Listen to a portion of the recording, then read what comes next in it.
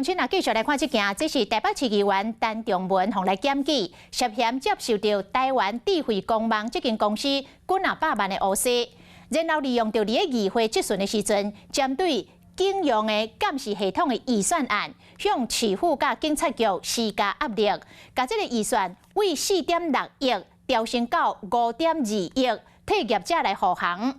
因为伊无法度来交代到5000多万的可疑的金流，这个公司佮甲业者有出入，所以早起检方是用贪污罪，甲申请收押禁见。陈仲文的太太涉嫌讲摕乌西的钱，以200万来交保。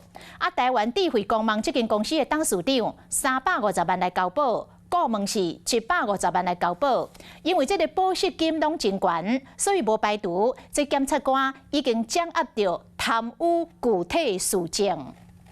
你怎么认为是破坏？原本讲向政治对杀司法迫害，台北市议员陈仲文结束15点钟的精神，要复审的时，态度大转变。有受贿吗？这句话嘛无爱讲，面色真歹看，敢若是事情互查到，复审了后，互升押禁见。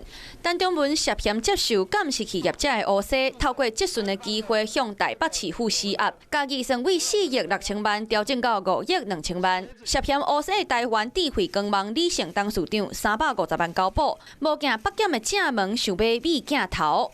是有行贿啊？没事，谢谢大家，谢谢大家关心，谢谢大家关心。